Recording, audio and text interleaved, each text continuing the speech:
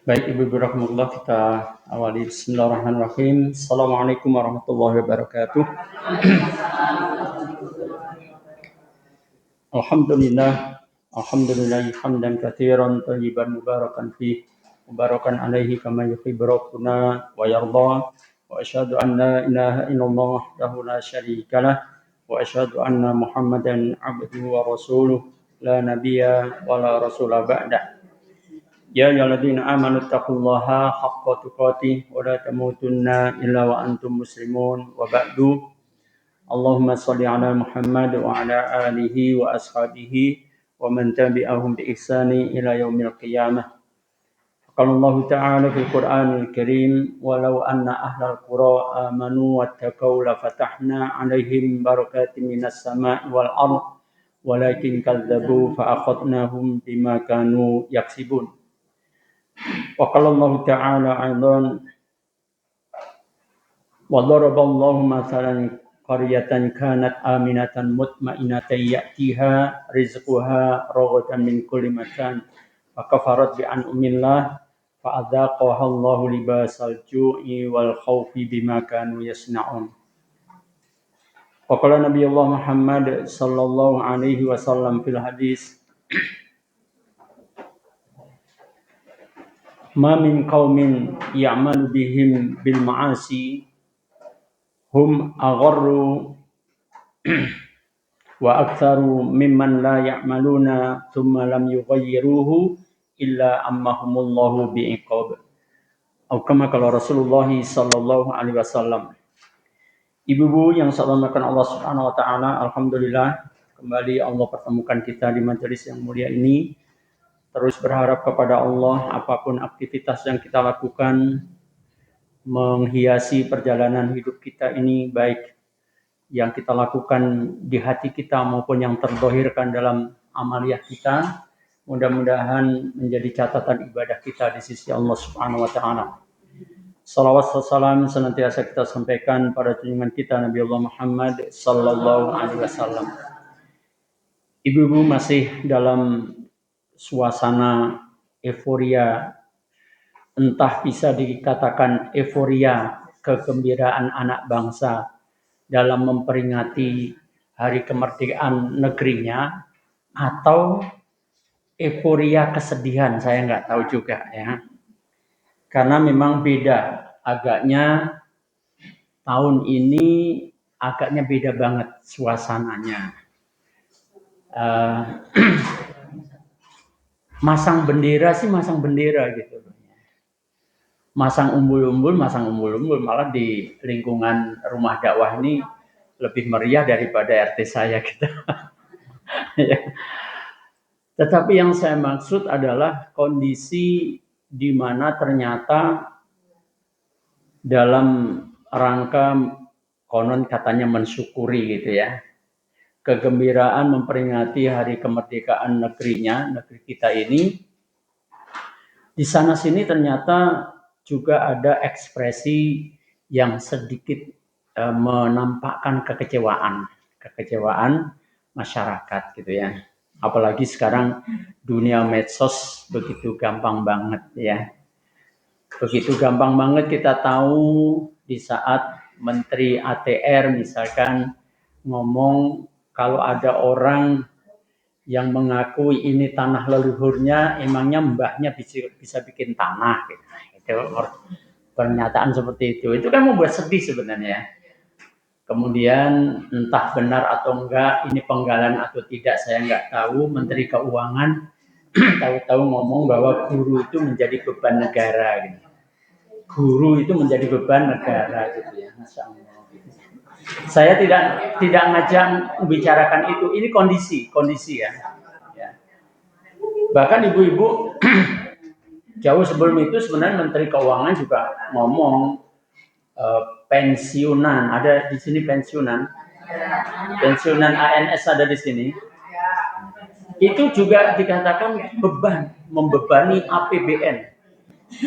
Kalau dilihat angkanya memang betul-betul beban APBN ya.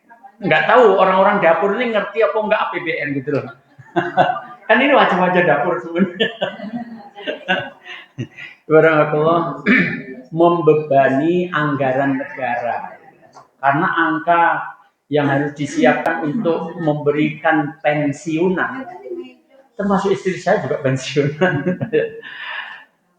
Angkanya sampai 2.800 triliun. Itu beban berat banget itu. Tapi kalau saya, ya, kok nggak dipikir dari dulu gitu. Kan pegawai itu kan dari dulu, pensiunan kan dari dulu juga ada. Orang bapak saya yang sudah meninggal dulu juga pensiunan. Tapi kita ini ya.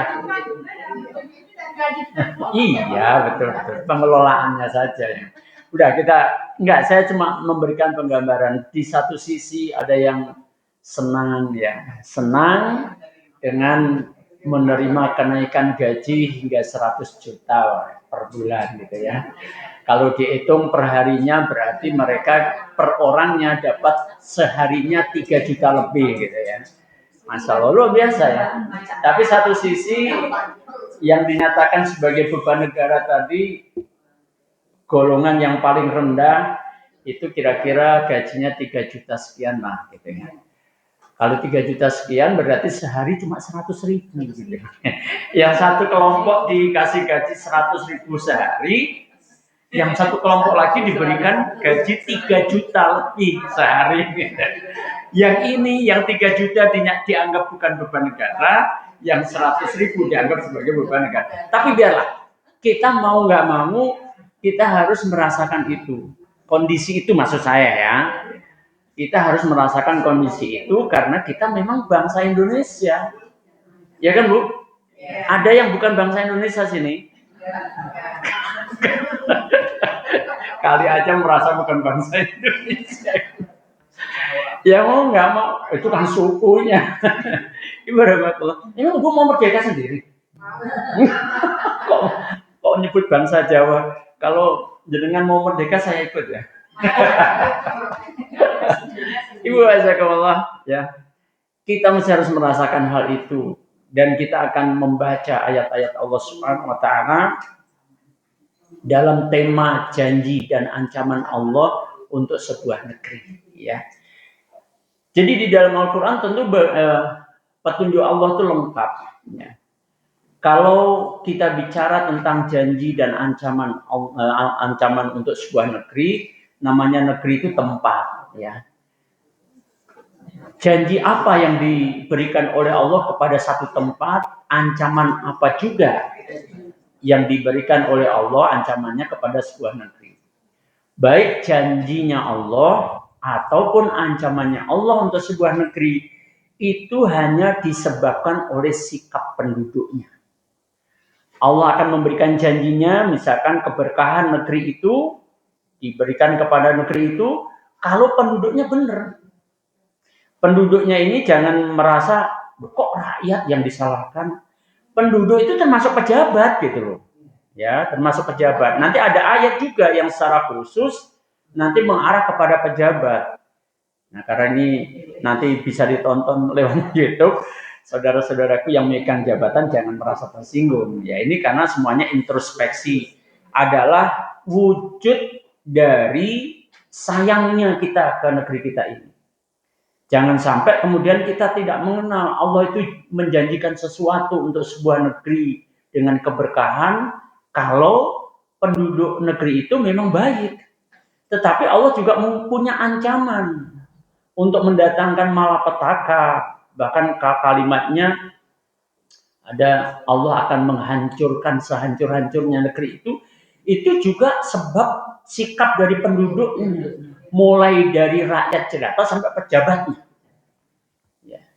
Walaupun nanti kemudian ada juga hadis yang membincangkan ketika sebuah negeri itu ternyata mulai dari pejabatnya sampai rakyatnya itu ternyata banyak yang berbuat zalim, tapi ternyata ada juga di antara penduduk itu yang tetap soleh gitu loh. Tetap soleh. Nah terus kalau begitu gimana? Ya nanti kita akan baca hadisnya ya.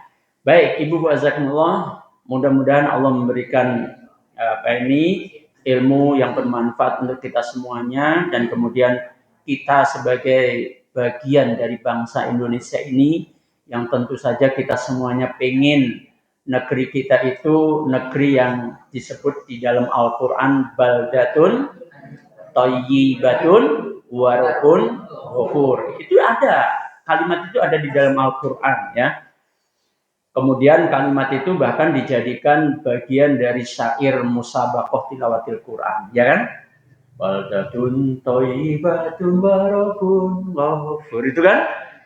Ibu apa juga? Saya cuma apaan sampai situ aja. Nggak bisa lanjutannya. Ibarat ya. Coba kita awali karena kita sudah menyebut kita ingin agar negeri kita itu negeri yang disebut oleh Allah baldatun thayyibatun warabun ghafur. Baldatun negeri yang thayyibatun yang baik dan penuh dengan pengampunan. Tapi masih ada syaratnya. Indonesia ini bisa menjadi baldatun thayyibatun warabun ghafur, maka syaratnya penduduknya harus memenuhi apa yang ditetapkan oleh Allah Subhanahu wa taala. Ya. Dan ini kejadiannya sudah berlalu sebenarnya. Artinya ada sebuah negeri di muka bumi ini yang kemudian diabadikan oleh Allah, diceritakan oleh Allah menjadi peringatan buat negeri-negeri berikutnya, ya, yaitu negeri Saba yang Allah ceritakan di dalam surat Saba surat ke-34 ayat 15 dan 16.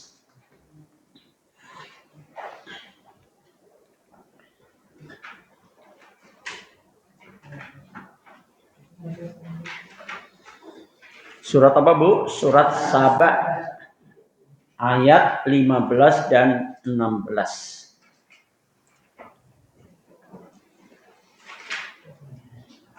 Monggo silakan siapa mau baca? Artinya aja ya Pak Ustaz. Monggo, boleh. Alhamdulillah minasyaitonirrajim. 15 ya. Sungguh bagi kaum Saba ada tanda kebesaran Tuhan di tempat kediaman mereka, yaitu dua buah kebun di sebelah kanan dan sebelah kiri. Kepada mereka dikatakan, makanlah olehmu dari rezeki yang dianugerahkan Tuhanmu dan bersyukurlah kepadanya. Negerimu adalah negeri yang baik, nyaman, sedang Tuhanmu adalah Tuhan yang maha pengampun. Lanjut. Ya, ayat 16-nya. Tetapi mereka berpaling, maka kami kirim kepada mereka banjir yang besar, dan kami ganti kedua kebun mereka dengan dua kebun yang ditumbuhi, pohon-pohon yang berbuah pahit, pohon as dan sedikit pohon sirih. Ya, baik. Barakallahu fiik, Ibu Barzanul. Di dalam dua ayat ini juga mengandung janjinya Allah, juga ada ancamannya Allah. Meskipun ayat ini Allah sedang menceritakan kejadian yang menimpa negeri Saba. Coba kita mulai ya. Laqad kana lisaba'in fi maskanihim ayatun jannatani ayyamini wa shimal. Kulu mir rizqi rabbikum washkurulah. Perhatikan ini. Washkurulah ini ya. Baldatun thayyibatun wa rabbun ghafur. Laqad sesungguhnya bagi kaum Saba, kejadian pada kaum Saba itu ada tanda kebesaran Allah Subhanahu wa taala, menjadi ayat kauniyah namanya. Apa ayat kauniyah, Bu? Ayo, ayat kauniyah apa? Pernah saya beri ayat kauniyah itu alam. Ya, yang kejadian-kejadian alam termasuk kejadian yang pada masa penduduk Saba ini, itu namanya kejadian alam. Ya. Termasuk wafatnya guru kita Ustadz Mundir itu kejadian alam juga, namanya ayat kauniyah itu ya. Kemarin juga saya berikan contoh, ibu dikasih ayat kauniyah pada diri kita masing-masing. Apa Bu waktu itu? Kebelet. Ya kan saya berikan contoh, itu ayat kauniyah itu ada pada diri kita itu. Coba kalau Allah nggak dikasih ayat yang namanya kebelet itu. Wah, repot nanti. Ibu azakumullah ya. Maka pada kejadian penduduk kaum Saba ini ada tanda kebesaran Allah, ayat Allah itu yang harus dijadikan pelajaran. Di mana di tempat kediaman mereka, negeri Saba itu digambarkan ada 2 buah kebun di sebelah kanan, di sebelah kiri. Jangan dipahami letterlek, kok cuma 2 buah, katanya negeri gitu ya, nggak, bukan begitu Mas. Ini lagi memberikan penggambaran 2 buah kebun itu artinya lingkungannya gitu. Keadaan alamnya penduduk Sabah, negeri Sabah itu alamnya bagaimana? Kalau bahasa kita, bahasa Madiun, gemah ripah loh Cinawi gitu lah ya. Mau masa Allah subur makmur gitu loh ya. Bahkan ditandai kalau kita membaca sirahnya penduduk Sabah ini, Allah memberikan kemampuan kepada penduduk itu untuk membuat bendungan yang besar, yang namanya bendungan, mereka berikan nama bendungan Maghrib, ya, bendungan Maghrib. Dan ini sisanya masih ada, ya. Nah, Ibu Rahmatullah, bendungan Maghrib ini namanya bendungan tentu saja berfungsi untuk menahan air supaya untuk bisa mengairi kebun-kebunnya gitu. Dan itu memang diizinkan oleh Allah Subhanahu wa taala sehingga negeri Sabah itu menjadi negeri yang tadi gemah ripah loh Cinawi tadi. Intinya Allah memberikan kemakmuran kepada negeri itu. Seandainya Sabah itu diganti Indonesia gitu. Kan boleh kan, kita sedang renungan untuk negeri kita, ya kan, ini untuk pelajaran. Makanya betapa nanti kita ketemu ayat lain lagi sampai Allah mengungkapkan rizquha rawadan min kulli makan. Rezekinya itu ya'tiha rizquha rawadan min kulli makan. Didatangkan kepadanya rezeki yang melimpah ruah dari segenap penjuru gitu. Makanya bagi kalau ini kan wajah-wajah senior semua nih, kecuali enggak senior, enggak senior belum senior ini, belum punya cucu kan, belum pernah dapat undangan mantu saya. Ya, sampai Kus Plus kan Ibu tahu ya, grup penyanyi Kus Plus sampai membuat syair tongkat kayu dan batu jadi tanaman. Lagunya judulnya apa Bu? Wih, hafal lah. Iya, saya juga dulu hafal Mas.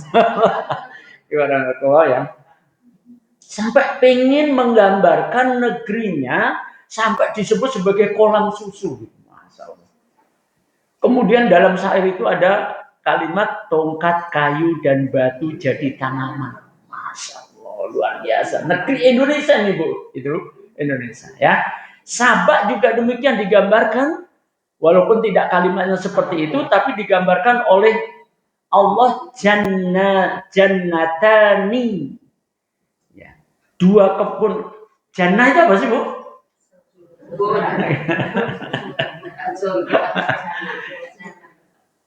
Sifatnya gimana? Sifatnya kalau kita bicara jannah itu surga itu sifatnya gimana? Menyenangkan, tempat kebahagiaan gitu loh ya. Makanya Sabah itu diberikan 2 kebun jannatani ya. Menggambarkan bahwa Sabah waktu itu, negeri Sabah itu menyenangkan banget ya. Dan kemudian setelah itu Allah perintahkan kepada mereka nih, mulai Allah ini masuk dalam bagaimana nih kondisi masyarakatnya ya. Allah kemudian perintahkan kulu mir rizqi rabbikum. Makanlah kalian mir rizqi rabbikum, rezeki dari Rabb kalian. Kemudian ada perintah Allah washkurulahu, dan bersyukurlah. Ini penting banget ini ya, perintah Allah washkurulahu ya. Setiap, bahkan tidak hanya bicara negeri, setiap pribadi sekalipun ketika Allah telah memberikan kenikmatan kepada dirinya, hendaklah dia bersyukur kepada Allah. Bukankah begitu? Bahkan kemudian Allah janji secara umum di surat Ibrahim ayat 7 ya. La in syakartum la azidannakum, jika kalian bersyukur atas nikmatku, maka akan aku tambah nikmat itu kepadamu, ya kan? Wala in kafartum, dan jika kalian mengkufuri nikmat, tidak mau bersyukur, itu nanti jadi catatan untuk menggiring masuk kepada ayat yang lain. Surat Ibrahim ayat 7, ibu catat aja dulu ya. Wala in kafartum inna adabi lasyadid. Dan jika kalian kufur, kalau bahasa manusia begini, kalau sudah diberi sesuatu itu, ya terima kasih gitu. Gitu loh ya. Kalau orang itu nggak tahu terima kasih, ya nanti orang akan menjadi nggak suka memberi dia gitu ya. Tapi ini karena bahasanya Allah, kalau manusia itu nggak mau bersyukur, maka Allah ancam dengan inna adzabi lasyadid. Sesungguhnya siksa Allah itu sangat pedih. Berarti bagi orang yang nggak mau bersyukur, yaitu namanya kufur nikmat, maka diancam oleh Allah dengan azab yang pedih. Nanti sebuah negeri juga begitu. Kalau kan negeri itu tadi sudah saya sampaikan, janjinya Allah, ancamannya Allah untuk sebuah negeri itu hanya akibat dari sikap penduduknya. Kan saya tadi sudah begitu ya. Kalau penduduknya baik, maka Allah akan memberikan janji kenikmatan untuk negeri itu. Tapi kalau penduduknya buruk, maka Allah akan datangkan azab. Dan yang paling bahaya adalah kalau kemudian mayoritas penduduk itu kemudian berlaku zalim. Bahkan ada satu ayat, kalau Allah sudah turunkan azab, kalau Allah sudah turunkan siksaan, kalau Allah sudah turunkan bencana, maka tidak hanya menimpa orang yang berbuat zalim saja. Berarti di dalam negeri itu ada orang yang tidak zalim, ada. Bahasa saya tadi, ada orang yang solih, ada orang yang solihah. Yang mana ada? Ini solihah semua ini. Ya, Masya Allah ya. Tapi ingat, kita sedang bahas ada ancamannya Allah. Kalau ternyata kemudian penduduk negeri itu banyak yang berbuat zalim, Allah turunkan bencana, tidak hanya menimpa orang yang berbuat zalim saja, tetapi orang-orang yang tidak berbuat zalim ini juga dikenakan bareng-bareng. Kalau cuma kecepretan sih kecil loh, Bu. Kecepretan kecil gitu ya. Oh enggak. Ini bahasanya bahasanya kecepretan. Kecepretannya kalau duit aja, Bu. Kecepretan duit. Ibu bahasa kemullah ya. Maka penduduk negeri Sabah itu diperintahkan untuk washkuru lahu, atas kenikmatan yang dijadikan penduduk negeri Sabah itu menjadi negeri yang subur makmur, diberikan kemampuan untuk membuat bendungan agar bisa mengalirkan air itu ke kebun-kebun mereka. Tetapi perintah washkuru lahu, sebentar, itu ya. Ketika mereka mau bersyukur, maka Allah janjinya apa? Baldatun thayyibatun wa rabbun ghafur. Maka Allah akan jadikan negeri Sabah itu sebagai baldatun, negeri yang thayyibatun, yang baik, tentram, nanti bahasa di ayat lain tentram gitu ya. Wa rabbun ghafur.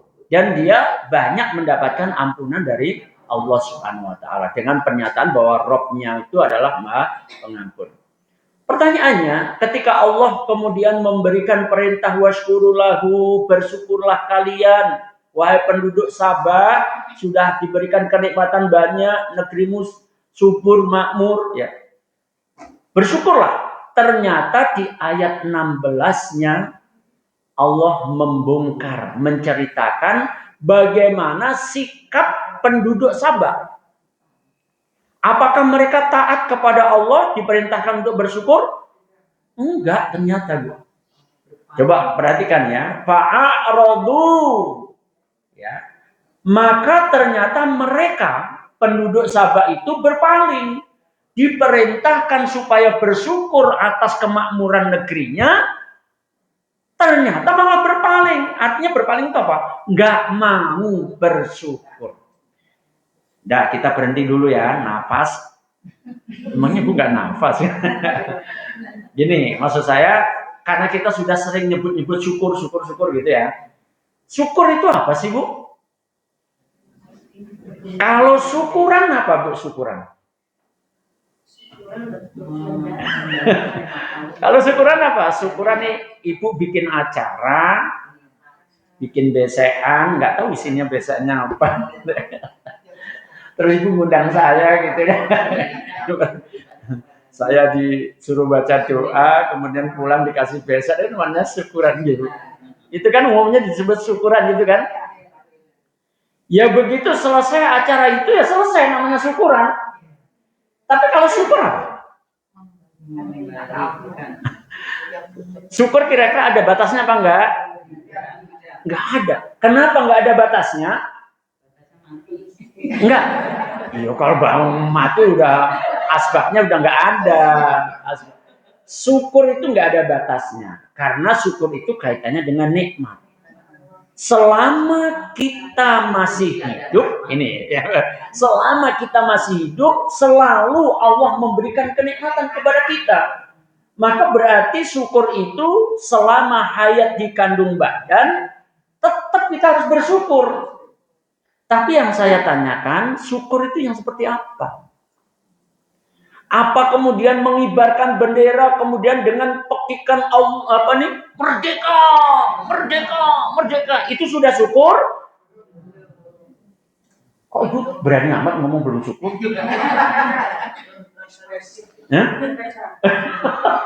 Enggak, supaya benar memahami syukur. Benar enggak kita ini sudah bersyukur atas kemerdekaan negara kita ini?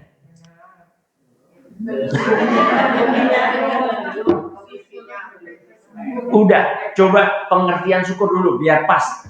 Syukur itu adalah salah satu di antara maknanya adalah memanfaatkan nikmat, ya, memanfaatkan nikmat. Siapa pemberi nikmatnya? Allah.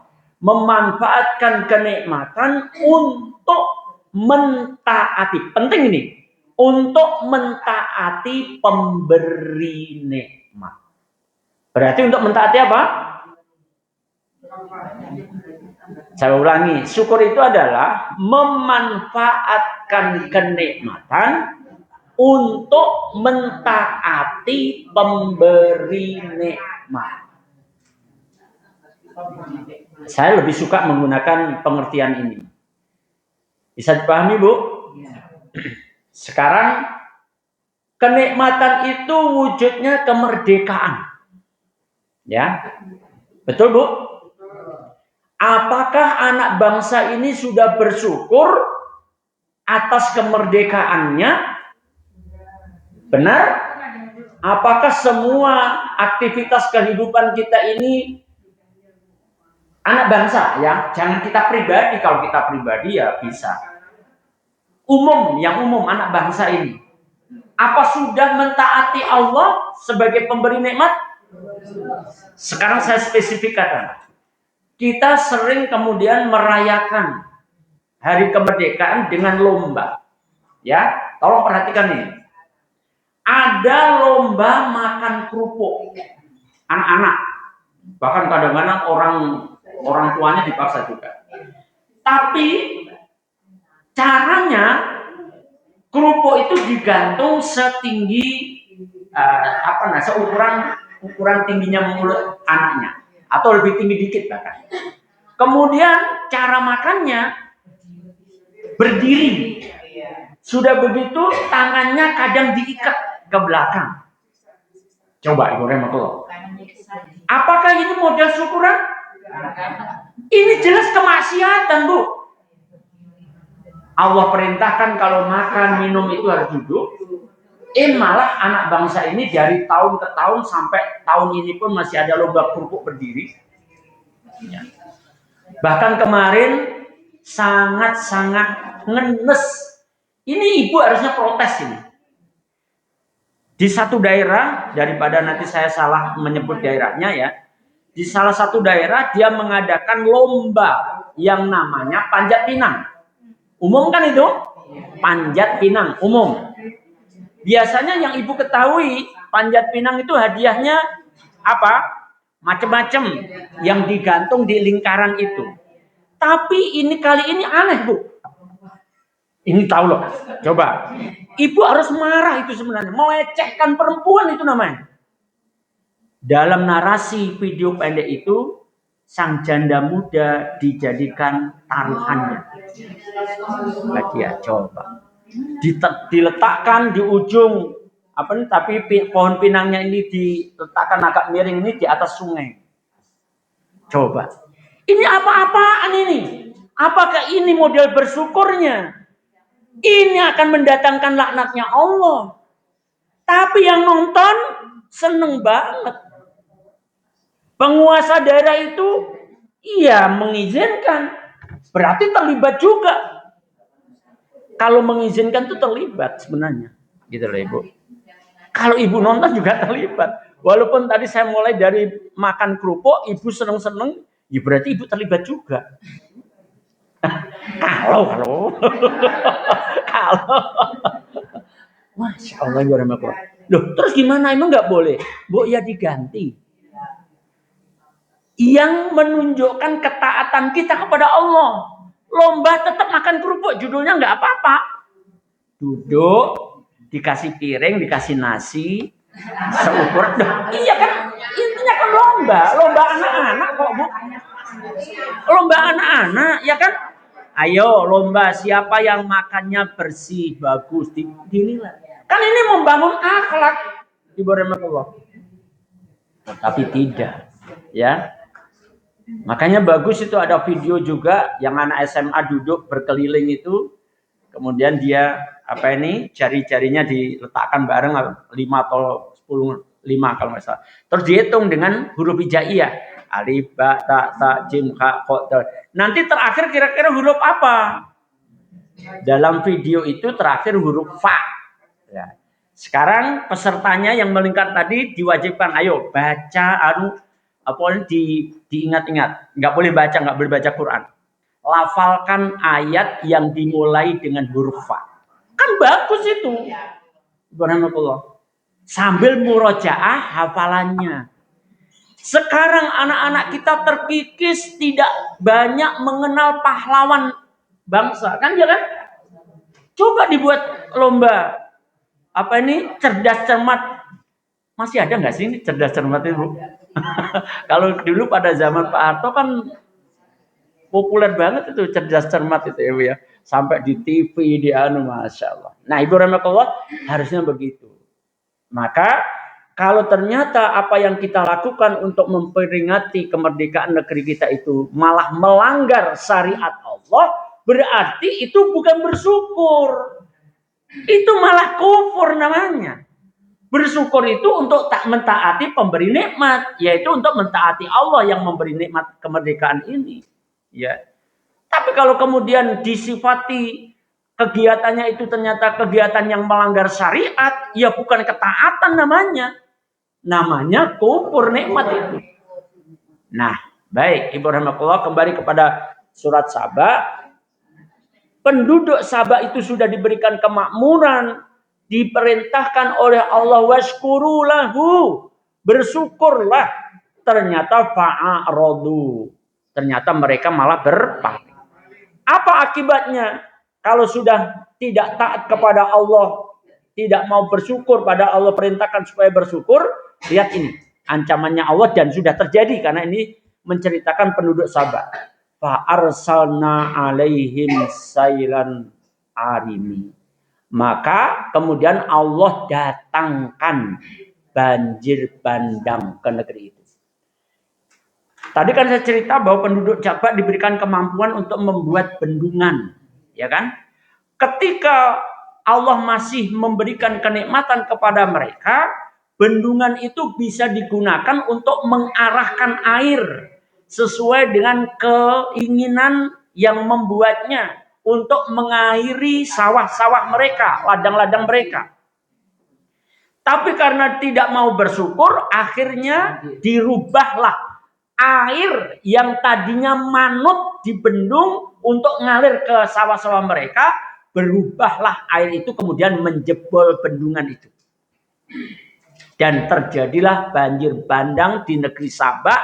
Dan kalau nggak salah negeri Sabah itu sekarang ya nyaris nggak ada penduduknya. Semuanya pindah. Kenapa kok pindah? Coba akhir ayat ini apa? Ketika banjir bandang itu didatangkan oleh Allah, maka tanaman-tanaman di kebun-kebun mereka yang tadinya menyenangkan itu dirubah oleh Allah menjadi tumbuh-tumbuhan yang berbuah pahit. Maka menjadi nggak layak untuk di tempat tinggali. Penduduk Sabah akhirnya berpencar, pindah-pindah. Nah, ini menjadi peringatan bagi kita, Ibu Rahmatullah. Agar anak negeri ini, kita ini sebagai bangsa Indonesia yang sudah diberikan banyak kenikmatan oleh Allah, hendaklah mensyukurinya, yaitu menggunakan kenikmatan itu untuk mentaati Allah. Jangan sampai kemudian kufur nikmat. Tetapi ada juga ayat yang lain yang begitu amat sangat jelas. Seringkali saya mengatakan ini kok kayak Indonesia banget, walaupun sebenarnya bukan Indonesia. Secara umum, surat An-Nahl ayat 112. Surat An-Nahl ayat 112.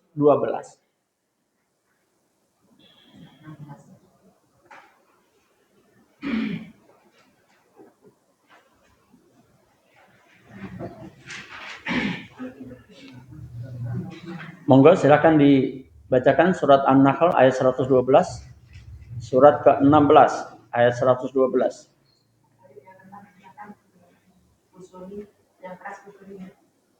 Baik, saya bacakan aja ya, karena kayaknya nggak pengen baca. Wa daraballahu masalan qaryatan kanat aminatan mutmainnatan ya'tiha rizquha ragadan min kulli makan. Yang tadi saya sebutkan tadi, ya. Fakafarat bi an'umillah fa'adaqahallahu libasal ju'i wal khaufi bima kanu yasna'un. Dan Allah membuat perumpamaan qaryatan, sebuah negeri, di mana negeri itu kanat aminatan mutmainatan. Negeri itu digambarkan oleh Allah aman, tentram gitu. Ya. Nggak tahu ini Indonesia atau bukan ini kira-kira ya. Termasuk atau enggak Indonesia. Ibu bisa merasakan aja ya. Negeri itu disebut oleh Allah aminatan mutmainnatan. Aman, tentram. Ya'tiha, didatangkan kepadanya rizquha, rizkinya, ragadan, berlimpah ruah, min kulli makan, dari segenap penjuru. Nah, sampai di sini kalau saya merasakan tuh, kok kayak Indonesia banget ya ayat ini. Hasil lautnya, hasil hutannya, hasil tambangnya. Ibu rahmatullah. Nggak usah tambang nikel, temu macam-macam itulah ya, batu bara macam-macam. Konon katanya menurut ahli perhitungan, yang namanya tambang emas di Irian, namanya apa itu? Freeport ya, Freeport itu saja cuma tambang emas satu itu saja. Nggak usah ngomong minyak, nggak usah ngomong batu bara, nggak usah ngomong nikelnya gitu. Itu kalau dikelola dengan baik, maka setiap negeri ini, setiap anak bangsa, setiap penduduk ini satu orang itu bisa sekitar 3 kilo dapatnya.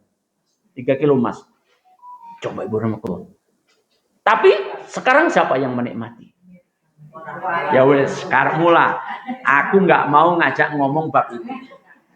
Itu cuma gambaran bahwa Allah itu sebenarnya Indonesia diberi luar biasa. Belum kita bicara hasil hutannya, tambang saja, masya Allah. Ya. Terus bagaimana sikap penduduknya? Perhatikan ini. Kalau tadi penduduk Sabah diperintahkan secara khusus bagaimana? Waskurulahu, dan bersyukurlah kepadanya, kepada Allah pemberi nikmatnya. Ya. Tetapi di ayat 16 ternyata penduduk Sabah itu malah nggak mau bersyukur, makanya didatangkan banjir bandang.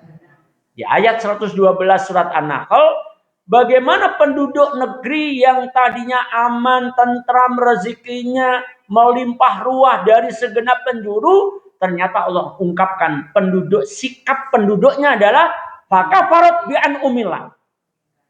Ternyata penduduknya banyak yang mengingkari nikmat Allah. Artinya mengkufuri nikmat Allah Subhanahu wa taala.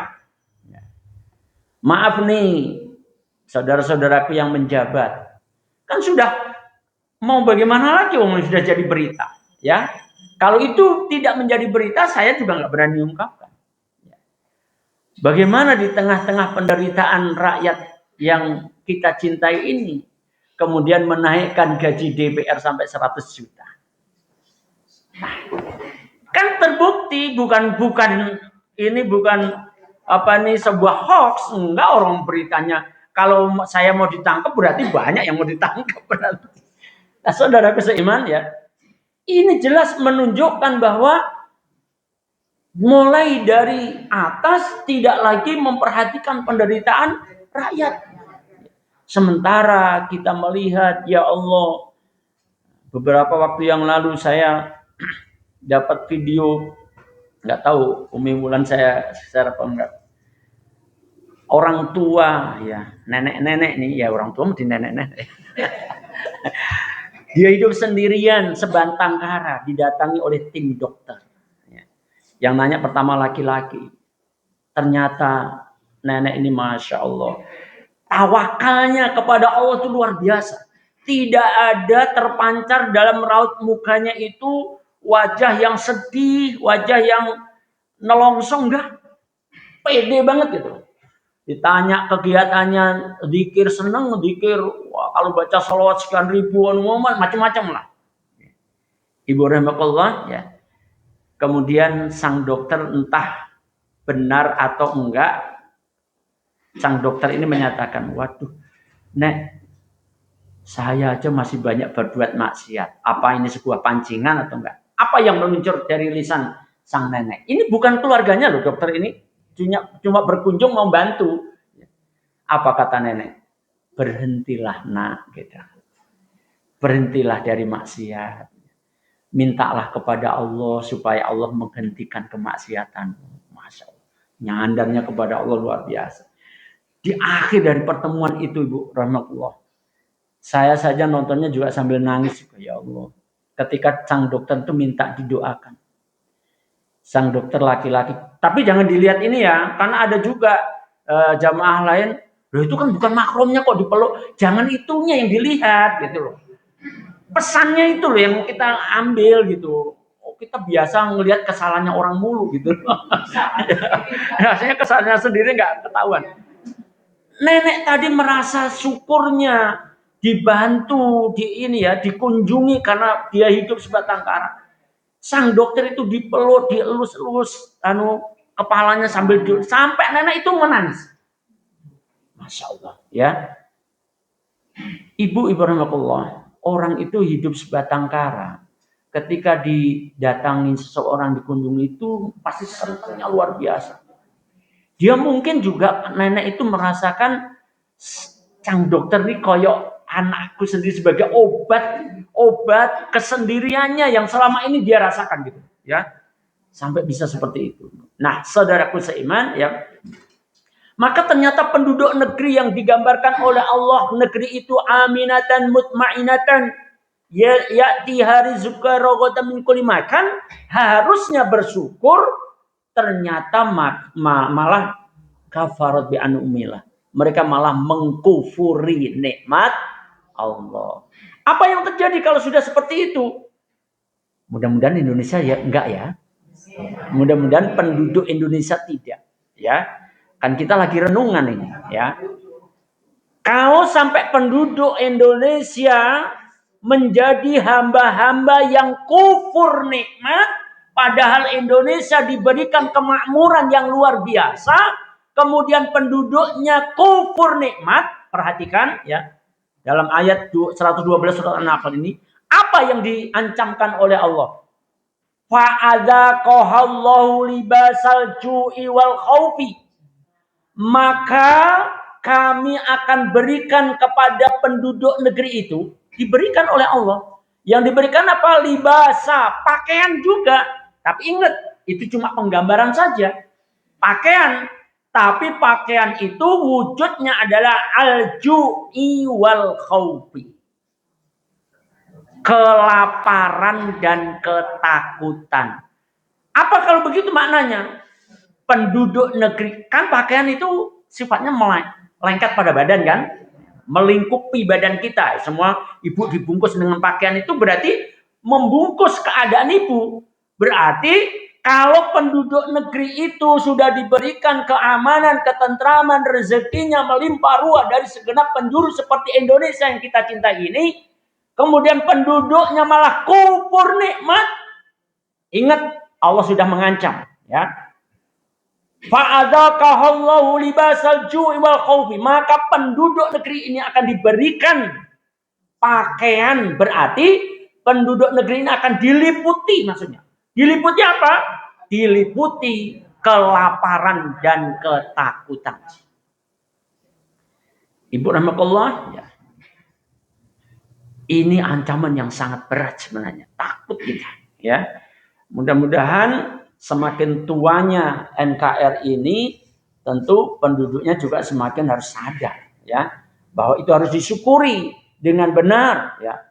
Kalau kemarin misalnya Ibu rahmatullah sudah, ada itu filenya kan, saya sampaikan, kan kita diberikan kebebasan untuk beragama, ya kan? Undang-undang dasarnya begitu, ya kan? Pasal berapa, Bu? Kebebasan beragama. Tapi ternyata dalam hal melaksanakan agamanya, khususnya kita ini orang muslim, belum bebas, belum merdeka, Bu. Ya. Yang kemarin saya berikan contoh apa? Hukum potong tangan nggak diberlakukan, hukum kisos nggak diberlakukan, hukum rajam nggak diberlakukan, ya kan? Bahkan saya memberanikan diri, berbahagialah saudaraku sebangsa yang beragama Hindu, ya kan? Masih ada itu filenya. Ya, kalian ketika menguasai Pulau Bali, kalian bisa melaksanakan ketentuan agama kalian dengan bebas. Bahkan kalian ketika merayakan hari raya Nyepi, semua harus tunduk dengan aturan kalian. Bandara bisa kalian tutup. Semua lampu harus mati, termasuk orang Islam harus mematikan lampu juga. Patuh semuanya. Tapi giliran kami ingin melaksanakan hukumnya Allah, sampai hari ini belum, sebagiannya ya, sebagian hukum Allah, hukum potong tangan. Apa yang terjadi kalau sudah seperti itu? Maka lihatlah, ketika keyakinan kami bahwa yang benar itu yang datang dari Allah, yang benar itu adalah hukumnya Allah, yang benar itu adalah ketentuannya Allah, yang benar itu adalah aturan-aturannya Allah, ketika tidak dilaksanakan, terjadilah kejahatan di Indonesia merajalela. Mulai dari yang punya jabatan sampai yang tidak punya jabatan. Sama banyak yang melakukan kejahatan. Mulai dari kejahatan korupsi sampai kejahatan yang ecek-ecek korupsi waktu. Korupsi waktu, ada nggak korupsi waktu? Seabrek-abrek, Bu. Apa itu? Korupsi kesanggupan berarti. Iya, korupsi zakat. Ya, itu kan terjadi kepada kaum muslimin berarti. Ya kan? Dia sebenarnya punya kemampuan untuk membayar zakat, tapi merasa sok tidak mampu. Ditilep zakatnya. Nah, saudaraku seiman, ya, hati-hatilah, wahai saudaraku, ya. Maka ini harus kita introspeksi diri, ya. Kita diberikan kebebasan untuk beragama, mestinya juga diikuti untuk kebebasan di dalam melaksanakan aturan agama, ya. Mestinya begitu, baru kemudian merdeka semuanya kalau begitu. Baik, ya. Mari kita lihat lagi, ya.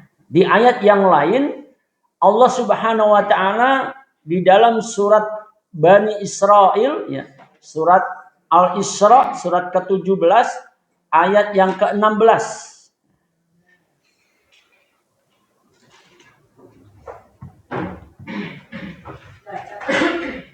Ya, monggo silakan. Dan jika kami hendak membinasakan suatu negeri, maka kami perintahkan kepada orang-orang yang hidup mewah di negeri itu supaya menaati Allah. Tapi mereka melakukan kedurhakaan dalam negeri itu. Maka sudah sepantasnya berlaku terhadapnya perkataan ketentuan kami, kemudian kami hancurkan negeri itu sehancur-hancurnya. Masya Allah. Bisa dipahami sekilas, Bu? Ya, lihat ya. Wa idza aradna an nuhlika qaryatan amarna mutrafiha fafasaku fiha fahaqqa 'alaihal qawlu fadammarnaha tadmira. Dan jika Allah hendak membinasakan satu negeri, kalau Allah itu pengen membinasakan sebuah negeri, boleh kita berilustrasi yang disebut negeri itu bagaimana kalau negeri itu Indonesia. Maka bahasanya menjadi sekiranya Allah itu pengen membinasakan Indonesia. Apa yang dilakukan oleh Allah? Allah pasti akan mendatangkan sebabnya dulu. Nggak mungkin Allah itu ujuk-ujuk membinasakan, enggak. Apa sebab wujudnya dalam ayat ini? Amarna mutrofiha. Maka kami perintahkan kepada mutrofiha. Mutrofiha itu diterjemahkan di sini orang yang hidup mewah. Beberapa tafsir ya, maka disimpulkan mutrofiha itu kalau tidak penguasa, ya pengusaha. Ya, yang bisa kemungkinan hidup mewah itu siapa, Bu? Ya penguasa, ya pengusaha. Perintah Allah agar mereka itu taat kepada Allah. Ya. Tapi kalau antara pengusaha dan penguasa ini sudah kerjasama untuk berbuat keburukan, maka hancur negeri itu pasti. Ya. Coba Ibu Rahmatullah, maaf ini. Entah mau disebut salah atau enggak. Tidak mengungkit kembali. Contoh saja itu realitas kehidupan bangsa kita kan. Laut dipager, dikapling. Kira-kira itu apa idenya pengusaha saja? Enggak mungkin, itu pasti kerjasama dengan penguasa. Yakin itu. Berapa lihat itu orang. Ya. Makanya ketika ada protes sampai sekarang nggak selesai. Karena memang ada yang melindungi, penguasa yang melindungi. Ya. Yang harusnya tidak terjadi seperti itu. Macam-macam kemudian, ya. Lihat ya. Mutrofiha diperintahkan untuk apa, Bu? Untuk taat kepada Allah. Tapi kemudian Allah mengungkapkan, sudah diperintahkan agar taat, ternyata fafasaku fiha. Ternyata mereka malah berbuat fasik. Apa tuh berbuat fasik, Bu? Berbuat fasik itu berbuat dosa. Ya secara umum, mau dosa kecil sampai dosa besar. Berahmatullah, ya. Kalau membuat kebohongan, apakah itu bukan dosa? Ya dosa, ya. Sampai Profesor Quraish Shihab mengingatkan kita, siapa yang mendukung penguasa yang berbohong, maka pendukungnya ikut berdosa. Kenapa? Karena si fulan itu bisa menjadi penguasa, karena ada dukungan, betul nggak, Bu? Makanya pendukungnya juga berdosa. Nah, Ibu azakumullah, ini harus menjadi peringatan kita semuanya. Ternyata orang-orang yang hidup mewah ketika diperintahkan untuk mentaati Allah, ternyata malah mereka apa, Bu? Melakukan kedurhakaan, fasik di dalam negeri itu. Di sini diterjemahkan kedurhakaan di dalam negeri itu. Persis kalau penduduk Sabak diperintahkan bersyukurlah, malah nggak bersyukur. Diperintahkan taat malah durhaka. Gimana ini? Ya. Maka apa yang terjadi kalau sudah seperti itu? Allah menyatakan fahaqqo 'alaihal qaul. Maka layak, maka hak, maka pantas, maka memang harus terjadi atas mereka kehendaknya Allah Subhanahu wa taala. Apa itu? Disebut di akhir ayat ini, fadammarnaha tadmira. Maka negeri itu dihancurkan sehancur-hancurnya. Nah, ya, baik, Ibrahimullah ya. Apa penyebabnya Allah menghancurkan sebuah negeri dengan sehancur-hancurnya? Para penguasa dan pengusaha yang disebut sebagai orang yang hidup mewah diperintahkan untuk taat kepada Allah, tapi malah durhaka kepada Allah. Ya, saya tidak menuduh Indonesia begitu. Ya monggo dipikirkan. Indonesia kira-kira mengarah ke situ atau enggak? Ya mudah-mudahan tidak. Mudah-mudahan tidak, aminkan. Tapi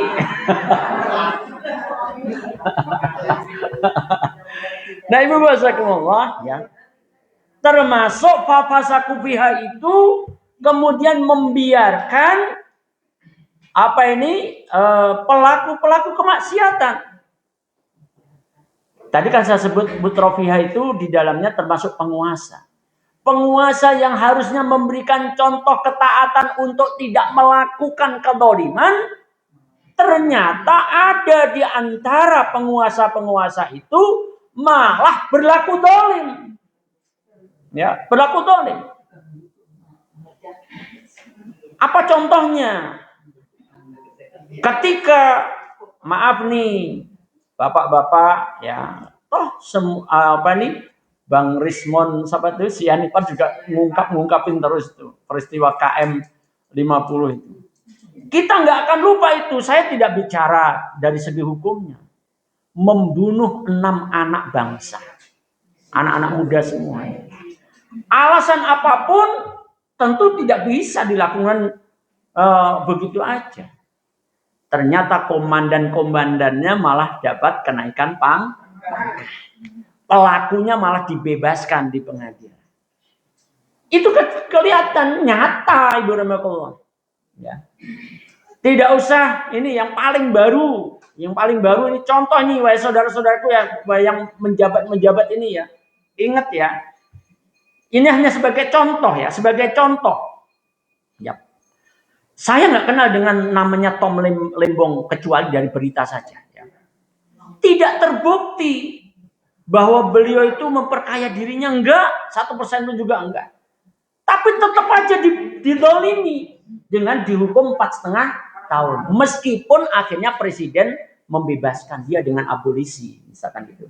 Tetapi kan kena hukuman dulu. Kena menghukum ini loh, namanya dolim. Ya. Makanya wahai saudara-saudaraku ya, kalau mau nonton video ini Rasulullah, ya khususnya orang Islam loh yang saya ingatkan loh ya. Kalau bukan orang Islam masa bodoh tai, bukan urusan saya ya. Ibaratnya Rasulullah itu sampai menyatakan hakim itu ada 3 tipenya. Ya. Kata Rasulullah 2 masuk neraka, 2 tipe masuk neraka, 1 tipe masuk surga. Jadi Rasulullah membagi hakim itu cuma ada 3 golongan. Yang 1 masuk surga, yang 2 masuk neraka. Yang 1 masuk surga siapa? Hakim yang mengetahui kebenaran dan dia memutuskan perkaranya dengan kebenaran yang dia ketahui. Yang kedua masuk neraka, yang kedua ini. Mereka hakim yang mengetahui kebenaran tapi dia memutuskan perkara yang dia tangani dengan kebodohannya. Nah, kebodohannya ini bisa juga atas perintah, pokoknya dihukum aja. Ya. Nah, kalau jenengan tadi menyebut Ustaz Anung Al-Hamad kan beliau mengalami. Ya, bersama Ustaz Farid Okbar Zenan aja. Kan saya ngikutin juga Bu sampai pada putusan terakhir di Jakarta Timur pengadilannya. Nggak terbukti. Tapi gimana coba? Tetap aja dikenakan hukuman. Ya alhamdulillah itu zalimin namanya. Ya. Maka model hakim seperti ini kalau nggak segera tobat, kalau masih hidup, saudara cepatlah tobat. Mumpung masih ada nafas, ya. Bisa minta maaf kepada orang-orang yang pernah Anda dolimi. Boleh karena itu menyangkut pribadi. Kemudian bertobat kepada Allah. Dan yang paling buruk adalah hakim golongan ketiga. Yaitu hakim yang bodoh, nggak mengetahui tentang kebenaran, akhirnya dia memutus perkaranya berdasarkan kebodohannya. Masuk neraka. Jadi dari 3 golongan hakim ini, ternyata yang masuk surga cuma 1 golongan. Yang 2 masuk neraka. Nah, saudaraku seiman, ya. Kembali kepada surat Al-Isra ayat 16. Ingat, Allah kalau mau menghancurkan sebuah negeri, sebabnya adalah mutrofiha, penguasa dan pengusaha itu diperintahkan untuk taat kepada Allah, ternyata malah tidak taat kepada Allah. Nah, saudaraku seiman yang saya hormatkan Allah Subhanahu wa taala, ketika ketidaktaatan seorang penguasa tidak taat, akhirnya yang terjadi apa? Apalagi kalau penguasanya itu malah berbuat zalim. Wajar kalau kemudian kedoliman itu terjadi di mana? Ya. Bagaimana dirinya? Ya. Coba Ibu rahmatullah. Kan sedih sampai sekarang, ya. Bagaimana sekali lagi Tom Limbong yang tidak terbukti salah dihukum, tapi yang ratusan triliun nggak ketangkep-tangkep. Nggak ketangkep atau nggak ditangkep? Ibu rahmatullah, ini zalim juga. Wahai saudaraku yang punya jabatan yang di mana saja Anda berada lah, ya. Ayo Anda itu nanti akan diminta pertanggungjawaban di hadapan Allah. Gak akan ada yang lepas dari pengadilannya Allah. Pasti Anda akan diadili oleh Allah. Kami rakyat biasa ini juga akan diadili oleh Allah. Kami itu berpihak kepada siapa? Akan diadili oleh Allah Subhanahu wa taala.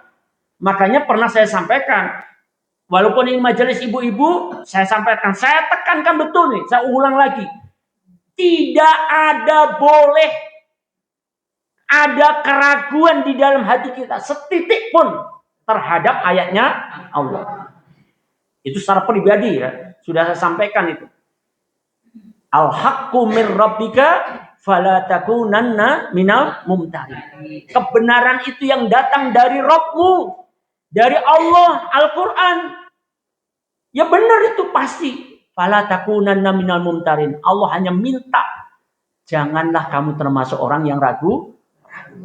Soal menerapkan, melaksanakan atau bukan itu urusan lain lah nanti. Yang penting keimanan kita mantap. Ya Allah, aku tidak ragu-ragu terhadap ayat-ayatmu. Yang 30 juz, yang 114 surat, yang 6.666 ayat itu. Ya ditambah dengan hadis-hadis Rasulullah Sallallahu Alaihi Wasallam. Nah, saudaraku seiman, ketika kedoliman itu sudah mulai merebak karena penguasanya tidak patuh kepada Allah, akhirnya apa yang terjadi? Inilah yang diingatkan oleh Allah di dalam surat Al-Anfal ayat yang ke-25.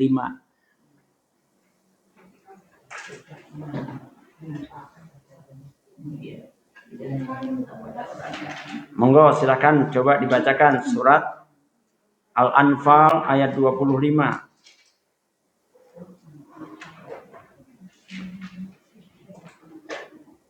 Dan peliharalah dirimu dari siksaan yang tidak hanya menimpa orang-orang yang zalim saja di antara kamu. Ketahuilah bahwa Allah sangat keras siksanya. Ya. Wattaqu fitnatan la tusibannal ladzina zalamu minkum khassah wa'lamu annallaha syadidul 'iqab. Dan peliharalah dirimu, jagalah dirimu, perhatikanlah dirimu. Ini pesan Allah nih, ya.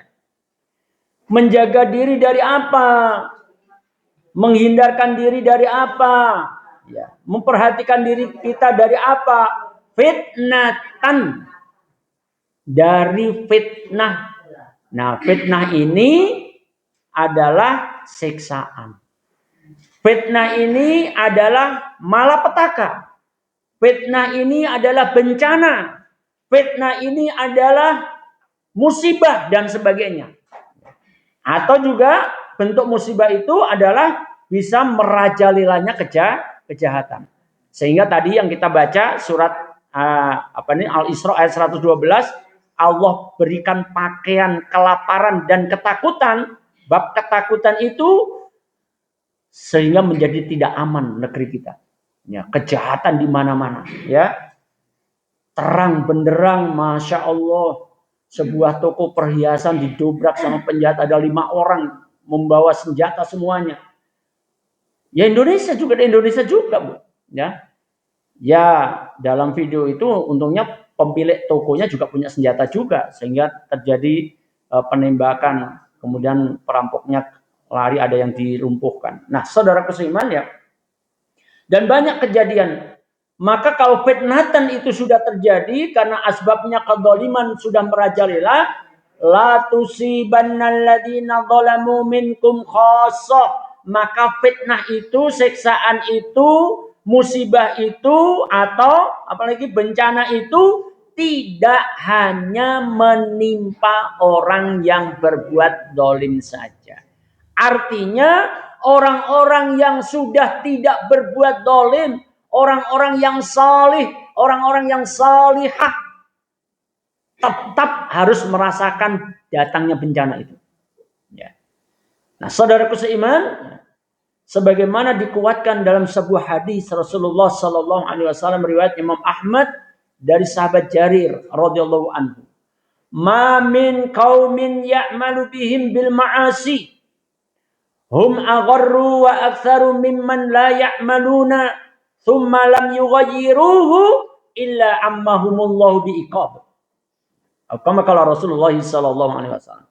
Tidaklah ada satu kaum, ya, satu penduduk negeri di mana ternyata sebagian dari penduduk negeri itu sudah banyak melakukan kemaksiatan, ya, sudah banyak melakukan kemaksiatan. Berarti ada enggak yang tidak bermaksiat? Ada. Kemudian juga ada yang tidak melakukannya. Berarti ada yang tidak bermaksiat. Tetapi yang tidak bermaksiat itu, kata Rasulullah, yang tidak bermaksiat itu lam yughayyiruhu. Yang tidak bermaksiat, yang tidak berbuat zalim, yang baik-baik itu. Orang-orang yang baik-baik itu ternyata diam aja. Melihat kezaliman, melihat kemungkaran, melihat kemaksiatan nyata di depannya, tapi tidak mau merubahnya. Hati-hati, ya. Kan sekarang modelnya begitu. Dengan kalimat yang penting duduk aku, gitu. Yang penting bukan saya. Duh, kamu tuh pun. Saudaraku seiman, ingat ya. Yang nonton video ini, perhatikan. Dakwah itu seperti orang jalan yang harus ada 2 kaki. 1 kaki amar ma'ruf, 1 kaki nahi mungkar. Itu harus ada. Kalau cuma amar ma'ruf mah gampang. Lebih gampang, ada risikonya, tapi lebih gampang. Ya. Kalau nggak percaya, ya, nanti kalau ada panitia masjid lagi merenov misalnya atau membangun masjid, coba amar ma'ruf caranya bagaimana? Datanglah ke rumah pelacuran, minta sumbangan untuk membangun masjid. Kira-kira dapat nggak? Dapat. Nggak ada risikonya, Bu. Cuma ngajak kebaikan. Tapi coba nahi mungkar. Tutup tempat pelacuran ini. Apa yang terjadi? Oh, bukan berhadapan dengan pelacur, tapi berhadapan dengan centeng-centengnya. Backing-backingnya, bertentangan, berhadapan juga dengan yang jual-jual teh botol, jual-jual makanan di situ. Karena begitu ada rumah pelacuran sekitarnya, kemudian ada yang jualan. Begitu kita nahi mungkar, minta ditutup, Kan itu terjadi, Bu. Ketika Keramat Tunggal, siapa yang tahu Keramat Tunggal? Dari Jakarta Utara sebelum jadi Islamic Center, ketika mau ditutup kan geger luar biasa itu. Ya. Tapi alhamdulillah Allah izinkan kemudian berdiri Islamic Center, ya. Nah, saudaraku seiman, begitulah. Kalau orang yang baik-baik itu cuma mikir dirinya sendiri, melihat kemungkaran tidak mau merubahnya, apa yang terjadi? Sabda Rasulullah dilanjutkan, illa ammahumullahu bi'iqab. Kecuali kepada mereka siapa? Mereka yang berbuat maksiat dan mereka yang tidak berbuat maksiat akan diiqab, dihukum semuanya oleh Allah. Hadis sahih. Masya Allah. Saya kuatkan lagi dengan hadis ini, masalah perawinya seorang perempuan ini. Yang berikutnya ini, yaitu salah satu istri Rasulullah SAW yang namanya Ummu Salamah. Ya. An Ummu Salamah zaujatin Nabi sallallahu alaihi wasallam. Dari Ummu Salamah, istri Nabi sallallahu alaihi wasallam. Sami'tu, ya, aku mendengar Rasulullah sallallahu alaihi wasallam yaqul. Aku mendengar Rasulullah sallallahu alaihi wasallam itu bersabda. Apa yang disabdakan oleh Rasulullah? Idza zahara ma'asi fi ummati, apabila telah menebar kemaksiatan di tengah-tengah umatku. Halo? Apabila kemaksiatan tolong jangan dipahami sempit ya. Mungkin yang lebih sering ibu pahami maksiat itu kayaknya cuma ngomong perselingkuhan, enggak begitu. Maksudnya ini ya semua bentuk pelanggaran, ya, kedoliman lah gitu ya, mulai yang kecil sampai yang besar ya. Apabila sudah merebak di tengah-tengah umat Islam. Ingat loh, ini kita bicara Indonesia lagi nih. Bukankah Indonesia ini mayoritas Muslim? Berarti kalau menebarnya kemaksiatan fi ummati, di tengah-tengah umatku, tergambar banget menebar di tengah-tengah penduduk Indonesia. Walaupun ini hadis ini tidak tertuju kepada Indonesia secara umum, tapi ya, cuma karena Indonesia ini mayoritas Muslim, kayak ada tergambar kemaksiatan itu merebak di tengah-tengah umat Islam Indonesia yang banyak ini. Masya Allah. Ya, apa yang terjadi kalau sudah merebak kemaksiatan di tengah-tengah umat Islam? Ammahumullahu bi'adzabim min indihi. Maka Allah akan menurunkan adab di tengah-tengah mereka. Masya Allah. Ibu azakumullah, menebarnya kemaksiatan itu kemudian didukung juga dengan adanya alat ini. Kita tidak nyalakan alat ini ya. Tapi dengan adanya alat ini kemudian berbagai bentuk keburukan, kejahatan, kemaksiatan menebar kemana-mana. Ya, suatu ketika saya jalan ke masjid. Ya, saya jalan ke masjid, kan di situ itu ada ibu ya, yang biasa lewat itu. Kalau biasa lewat itu kan, kalau duhur itu kan ada tukang mainan anak-anak yang di pojokan itu ya. Kalau ibu arah sana itu, ya. Nah, ketika saya pergi ke masjid itu sore asar, saya ngelihat dua anak kecil pakai jilbab gitu, mau ke TPA kayaknya. Terhentilah dia di situ, tahu-tahu dia joget-joget gitu. Duh, ini bocah ini, ternyata abangnya itu nyetelkan lagu yang memancing dua anak itu joget-joget di situ. Coba. Jadi luar biasa, ini luar biasa ya. Ibu juga sudah saya ceritakan bagaimana kejadian anak SD yang melakukan penyimpangan seksual terhadap temannya sendiri, umur SD loh Bu, ya. Dilakukan di masjid lagi juga. Nah, itu di mana itu? Dan banyak menebar ya. Bagaimana bahasa-bahasa anak-anak kita itu kalau jalan rame, nggak tahu anak dari mana, apakah anak RW 32 atau anak dari luar, saya nggak tahu ya. Tapi saya di dalam rumah tuh, ya Allah, anak-anak ini bahasanya kok begitu ya, Masya Allah ya. Di masjid juga anak kita juga nggak kalah juga, nggak kalah niruin juga gitu. Dan awalnya mungkin dia juga nggak tahu. Dengan bahasa body language juga, ya, dengan mengarahkan jari jemarinya, jari tengahnya diangkat, gitu, ya kan? Itu kan tanda keburukan sebenarnya. Ya. Tapi anak-anak sudah mengikuti, dianggapnya tren, gitu. Ya Allah, masya Allah, musibah, ya. Nah, ini menunjukkan apa? Kemaksiatan memang betul-betul sudah menebar di tengah-tengah umat yang nggak bisa terbendung lagi. Terus yang kita jaga apa pada diri kita? Saya lanjutkan apa yang ditanyakan oleh Ummu Salamah kepada Rasulullah. Rasulullah tadi mengatakan apa? Apabila kemaksiatan sudah menebar di tengah-tengah umatku, maka Allah akan turunkan azab di tengah-tengah mereka. Ummu Salamah radhiyallahu anha kemudian nanya, "Ya Rasulullah, wahai Rasulullah, apakah pada saat itu menebarnya kemaksiatan itu, apa nggak ada orang yang soleh? Apa masih ada nggak orang yang soleh?" Maka ini jawaban Rasulullahnya, bala ada. Berarti ketika maksiat itu menebar ke seluruh lapisan masyarakat, masih ada orang yang soleh, ya, masih ada orang yang solehah dulu ini nih, solehah semua, ibarat Allah, ya. Tapi persoalannya kan Allah nurunkan azab, sebabnya adalah kemaksiatan merajalela. Sementara ketika maksiat itu merajalela, masih ada orang yang soleh.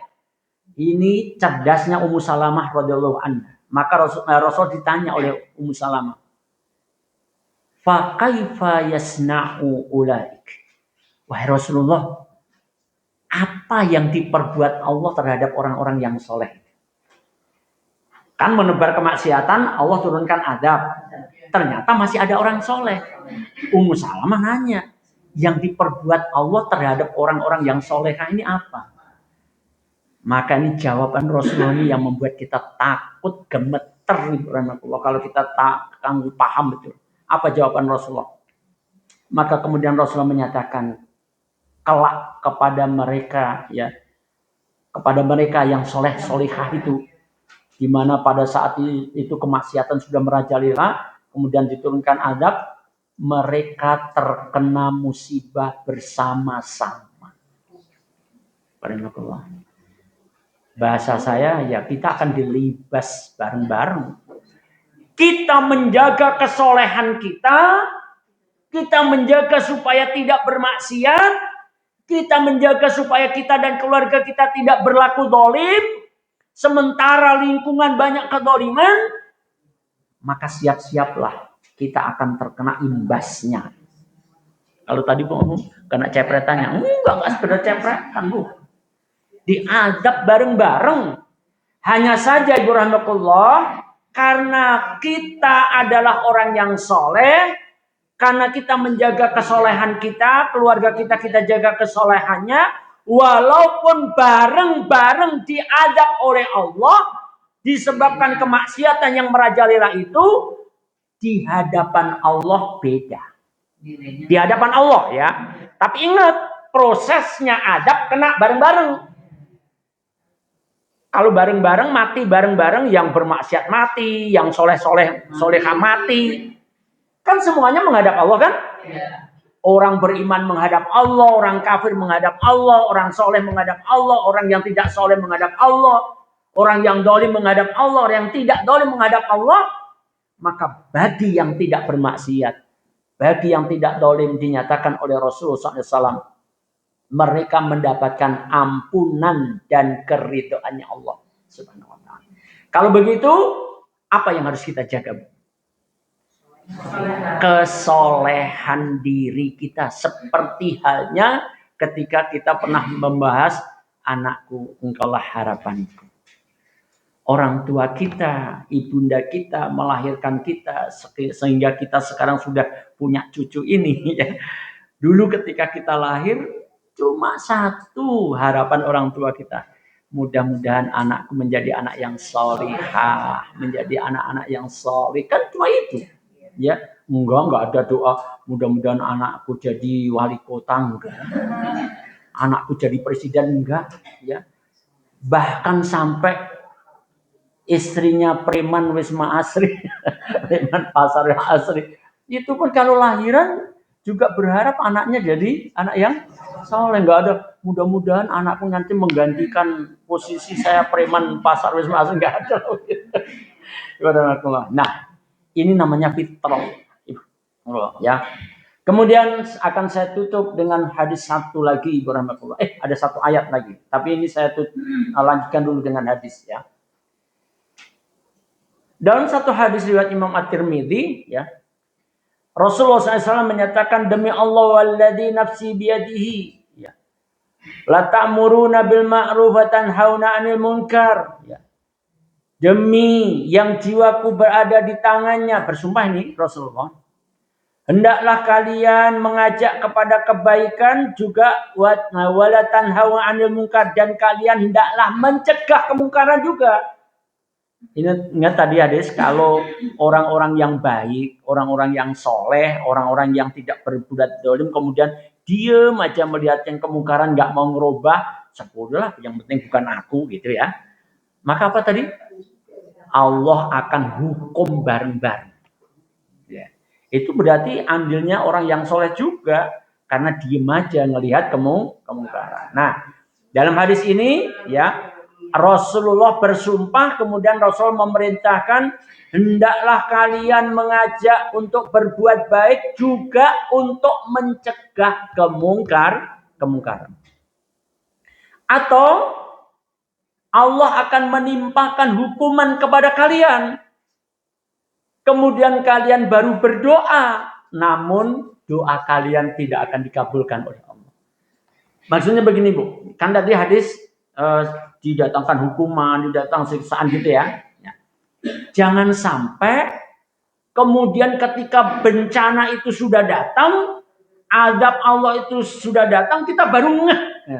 Begitu kita ngeh, baru kita berdoa, tidak akan dikabulkan oleh Allah doa itu. Maksudnya begitu. Apa, Bu? Terlambat yuk, ya. Wes telat yuk, gitu loh, ya. Terlambat itu, ya. Maka ini menunjukkan bahwa tegaknya amar ma'ruf juga tegaknya nahi mungkar itu untuk mencegah turunnya azab. Indonesia yang kita cintai, mayoritas penduduknya muslim. Ada potensi untuk mendapatkan keberkahan dari Allah Indonesia ini, kalau memang orang-orang Islam Indonesia betul-betul beriman dan bertakwa. Tetapi sebaliknya, kalau ternyata dalam kehidupan orang-orang Muslim Indonesia malah menentang hukum Allah, Allah akan turunkan bencana. Yuk kita tutup dengan surat Al-A'raf ayat 96. Surat Al-A'raf ayat 96.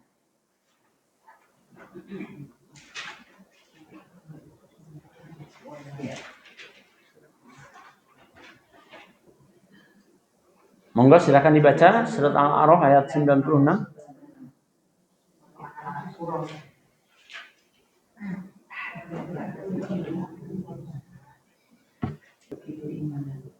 Monggo ayo. Baik, kalau bisa bacakan ayo.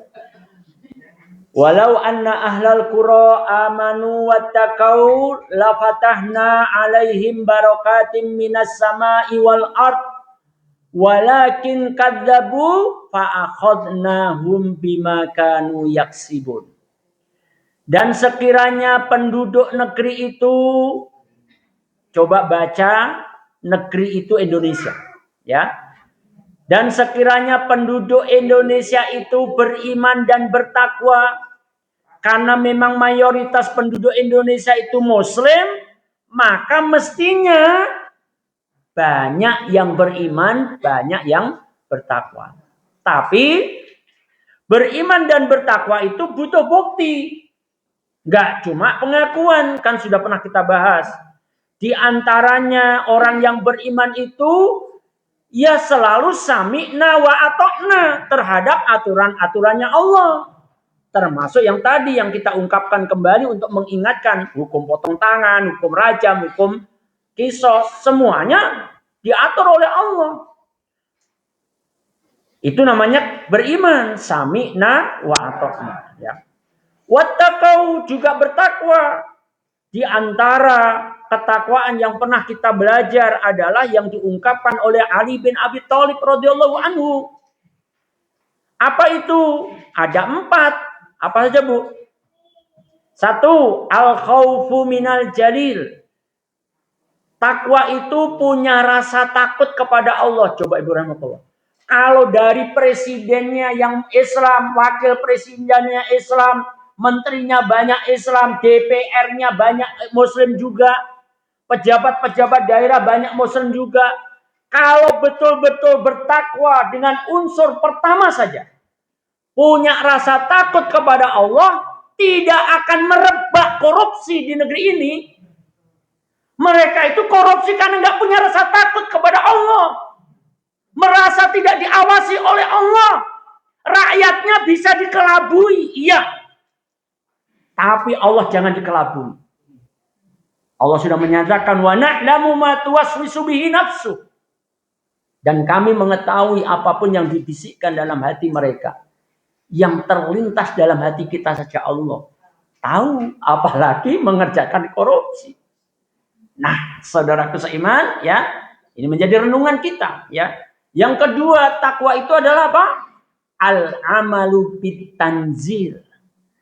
Kalau beramal, berbuat, menggunakan aturan yang Allah turunkan, tidak mengikuti hawa nafsunya. Bernamakullah, ya. Dan seterusnya, ya. Yang saya ambil 2 itu, makna yang 2 berikutnya kan Ibu sudah tahu juga, ya. Nah, saudaraku seiman, ya, kalau sudah beriman dan bertakwa penduduk Indonesia ini betul-betul beriman bertakwa, ini janji Allah nih. La fatahna alaihim barakatim minas sama'i wal ardh. Maka kami akan bukakan pintu barokah untuk Indonesia ini dari langit dan dari bumi. Barokah itu apa, Bu? Ziyadatul khair, bertambah-tambahnya kebaikan. Indonesia ini akan bertambah-tambah kebaikannya kalau penduduk negerinya benar-benar beriman kepada Allah, benar-benar bertakwa kepada Allah. Tidak hanya sekedar pengakuan. Tetapi Allah ungkapkan dengan bentuk ancaman. Walakin kadzabu. Ternyata penduduk negeri itu malah mendustakan ayat-ayat Allah. Malah nggak mau dengan aturan Allah. Malah milih aturan lain. Apa yang terjadi kalau sudah seperti itu? Allah yang punya negeri ini. Ingat ya. Allah yang punya negeri ini. Betul apa enggak? Ya. Kenapa kok ya? Ya jagat raya ini punya Allah. Ya termasuk Indonesia ini punya Allah. Ya. Bukan punya negara, tapi punya Allah. Nah, Ibu rahmatullah, yang pemilik sejati negeri ini adalah Allah. Allah menyatakan fa'akhadnahum bima kanu yaksibun. Maka kami siksa mereka, penduduk negeri itu, dengan sesuai dengan apa yang telah mereka kerjakan. Artinya, yuk kita lihat dari ayat terakhir ini.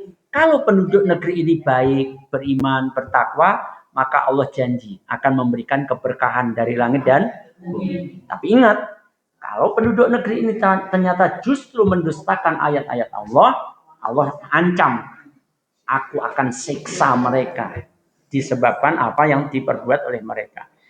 Ingat, kita sudah baca tadi di sebelumnya, kalau naudzubillah min dzalik, ya jangan sampai terjadi. Kalau betul-betul Allah turunkan azab, ternyata tidak hanya orang yang zalim saja yang kena, tapi orang yang baik-baik juga bareng-bareng kena. Meskipun di hadapan Allah, orang yang baik itu tetap dapat ampunan dan keridhaan dari Allah. Mari kita jadikan tema ini untuk renungan, ya. Ya, kita sebagai bagian dari bangsa ini, tentu janganlah kita ikut andil mendatangkan azab. Jangan. Jadilah kita menjadi hamba yang bersyukur. Jadilah orang kita yang peduli. Dimulai dari diri kita dan juga keluarga kita. Kalau ada kemungkaran di keluarga kita, ya segera dicegah. Ya, kalau memang kita punya kedudukan di masyarakat, kalau lihat ada kemungkaran di tengah-tengah masyarakat yang kita ada di situ, ya berusaha untuk mencegahnya. Kan Rasulullah sudah ingatkan, jika kalian melihat kemungkaran di hadapan kalian, maka rubahlah dengan tanganmu. Falam yastati, apabila tidak mampu, rubahlah dengan bilisanihi, dengan lisannya. Kalau nggak mampu juga dengan lisan, maka berdoalah dengan hatimu. Itulah selemah-lemahnya iman. Kalaulah kita dengan tangan karena kita nggak punya kekuasaan, nggak mampu berarti. Kalaulah dengan lisan memang kita nggak punya keberanian mungkin, maka satu posisi yang nggak boleh hilang. Walaupun itu posisi selemah-lemahnya iman. Berdoa. Ingat Ibu Rahmatullah, berdoa. Saya ingatkan apa yang dipetuahkan oleh Al-Imam Fudail bin Iyad rahimahullah ta'ala. Jika aku punya doa satu saja, tapi doaku itu pasti dikabulkan, pasti aku gunakan untuk mendoakan para pemimpinku. Karena kalau doa itu aku gunakan untuk diriku sendiri, maka yang bermanfaat hanya diriku sendiri. Tapi kalau aku doakan untuk mendoakan pemimpinku, pemimpinku menjadi baik, maka akan baiklah rakyatnya. Ya, saya titip, jangan lupa mendoakan negeri kita. Mudah-mudahan tidak sampai terkena ancamannya Allah. Mudah-mudahan mendapatkan janji-janjinya Allah Subhanahu wa ta'ala. Wallahu a'lam bishawab. Barakallahu fikum. Sebelum kita akhiri, ada yang mau ditanyakan Ibu Rahmatullah? Monggo. Saya mau tanya, ini pernah saya baca di sini di Kabupaten Banjarnegara, Jawa Tengah. Tepatnya itu di Dusun Regetang. Oh, yang pernah diungkapkan oleh Ustadz siapa? Abdullah.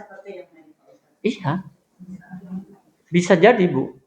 Jadi bahkan ada satu hadis, coba ya, dari Aisyah radhiyallahu anha, nanti ada kondisi di akhir zaman umatku itu ada yang ditenggelamkan, ada yang segalanya, karena ya itu tadi asbabnya juga karena kemaksiatan yang merajalela tadi. Jadi kalau yang diungkapkan oleh Ustaz siapa itu Ahmad Zain, ya kok Ahmad Zain, bukan Ahmad Zain, Abdullah Zain ya, dari daerah mana itu ya, Abdullah Zain Purbalingga. Itu memang betul Bu. Ya. Ya karena memang penduduknya udah mungkar banget ya, ditenggelamkan. Ya tentu kan kita juga pernah, itu kan lama banget peristiwa itu, cukup membutuhkan penelitian gitu ya. Tapi yang baru-baru aja Bu, yang baru-baru aja yang di Palu itu, yang satu daerah kemudian tanahnya melembek itu, begitu penduduknya udah ambles kemudian mengeras lagi itu, ya kan terjadi juga, ya, ya dengan berbagai hal yang Allah, tapi naudzubillah min dzalik, jangan sampai terjadi ya. Tetapi kadang kalau begini Bu, kita itu kadang-kadang kalau mikir, ya Allah, aku bisa berbuat apa gitu ya. Aku ini rakyat biasa, paling cuma berdoa aja. Tapi kalau doa kita itu kalah misalnya, tetap saja merebak, akhirnya diturunkan bencana. Ingat, tadi Allah sudah pesan, jagalah dirimu ya dari turunnya siksa. Yang dijaga apa? Kesolehanmu. Kalaulah siksa Allah itu turun, memang tidak akan menimpa orang yang zalim saja. Kita yang menjaga kesolehan, kita yang berusaha untuk tidak berbuat zalim, bareng-bareng ngerasain. Tapi janji Allah apa? Di sisi Allah tetap akan diampuni dan mendapatkan ridhonya. Kan hidup kita yang sebenarnya kan di akhirat. Ya kan? Kalaulah di dunia kita, sekali lagi ya kita berdoa naudzubillah min dzalik berulang-ulang, kalaulah terpaksa harus merasakan bareng-bareng orang yang berbuat zalim, ya namanya itu hukumnya Allah begitu. Tapi yang terpenting kan ketika di akhirat kita hidup yang sebenarnya dapat ampunan, dapat ridhonya Allah karena di dunia kita menjaga kesolehan diri kita, gitu ya. Wallahu a'lam. Ada yang lain Ibu? Monggo Ibu, silakan. Waalaikumsalam warahmatullahi wabarakatuh. Iya, saya tergelitik dengan tadi yang Pak Ustadz contohkan kejadian anak TPA ya, yang ada tukang mainan, Iya. memberikan lagu, Iya. sehingga anak TPA itu Berhenti untuk dia niatnya mau TPA gitu. Iya. Nah seandainya saya nih yang melihat, berarti kan kita harus tadi kan pertama ada beberapa cara, pertama dengan lisan, tangan, Tegak dengan tanganmu. Kalau lisan. mampu, kalau nggak mampu dengan doa. Iya. Kalau seperti itu, misalnya saya cuma orang yang lewat. Tapi kan saya pikir misalnya udah nggak benar nih. Iya. Jadi kan harus melalui lisan. Iya. Nah itu kadang-kadang kan ada juga orang yang tidak berkenan ya Ustaz. Iya. Iya. Mungkin bagaimana sih cara kita, mungkin banyak juga sih itu kan sebagai contoh kecil aja. Ya. Mungkin banyak juga sih kejadian yang istilahnya itu Lebih besar dari itu. Gitu, yang jadi istilah kita. Ya. Nah bagaimana sikap kita menyikapi gitu ya, kita ini sebagai muslim lah, dibilang solehah ya alhamdulillah. Ya, itu yang pertama. Yang kedua, apakah Allah kalau ingin menurunkan azab di suatu daerah atau tempat karena ini kayaknya penduduknya seperti yang tadi dicontohkan di daerah memberi, maksudnya gini ya, memberi tanda dulu nggak, at least maksudnya gini lah, fenomena alam gitu loh. Biasa kan kita nih kita kan bisa membaca gitu kan, membaca alam dengan fenomena-fenomena yang ditimbulkan. Apakah langsung zut gitu memberikan azab, apakah harus memberikan apa namanya warning dulu gitu. Terima kasih Pak Ustadz. Ya baik. Yang pertama, ketika kita jelas hadis Rasulullah, jika engkau melihat kemungkaran di hadapan, ini penting ya. Jika engkau melihat, itu namanya melihat langsung. Ro'a minkum munkaron, ya.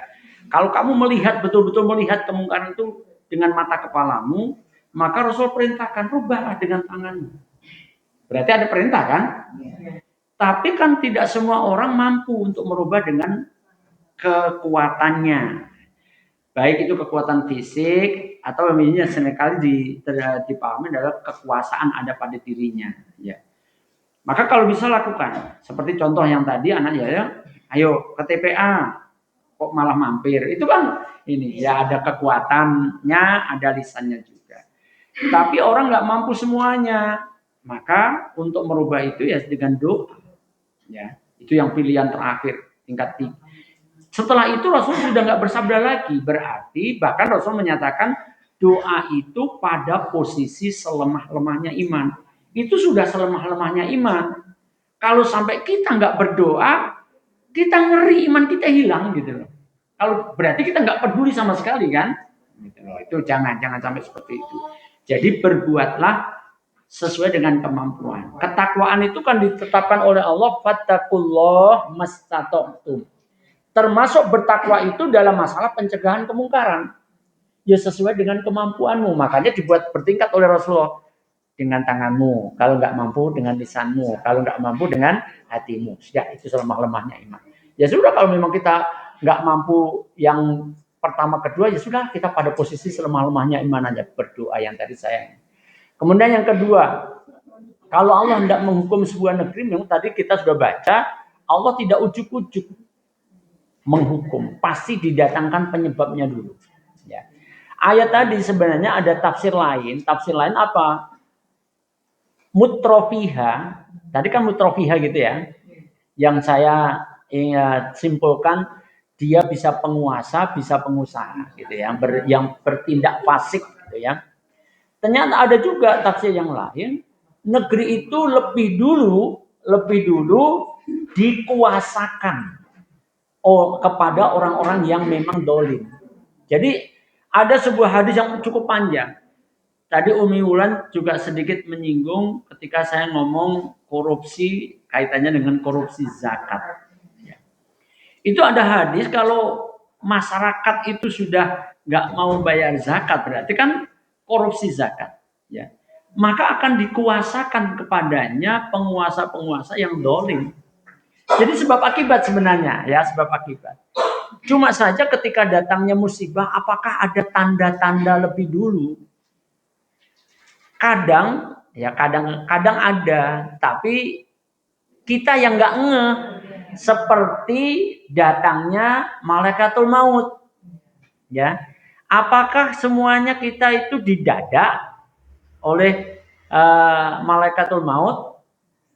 Dadak iya, tidak pernah memberitahu datangnya kapan iya, ya. Kemudian kamu siap atau tidak siap? Ya, betul. Tapi kadang-kadang ada tandanya, Bu. Nah, ini kejadian pada Umi siapa ya? Asri 2 Jamaah Ikhlasul Muslimin, ya. Asyifa, Jamaah Asyifa. Dia itu ngobrol sama tetangga pagi hari. Kemudian beliau itu merasakan kedinginan.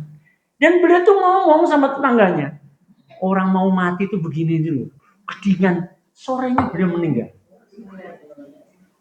Bagi beliau, ya, siapa sih? Muasana apa siapa itu? Siapa, Bu? Iya, betul ya. Itu yang agak kesana dikit itu rumahnya. Nah, Ibu Rahmatullah, beliau sendiri ketika ngomong sama tetangganya, ini loh, karena beliau cuma nukil hasil kajian gitu loh. Salah satu dari tanda datangnya kematian itu kalau sudah menggigil luar biasa. Nah itu, tapi tidak semua menggigil mesti mati loh ya. Ketika beliau ngomong kepada tetangga begitu, kira-kira beliau enggak bahwa beliau mau mati? Enggak. Terus meluncur gitu aja.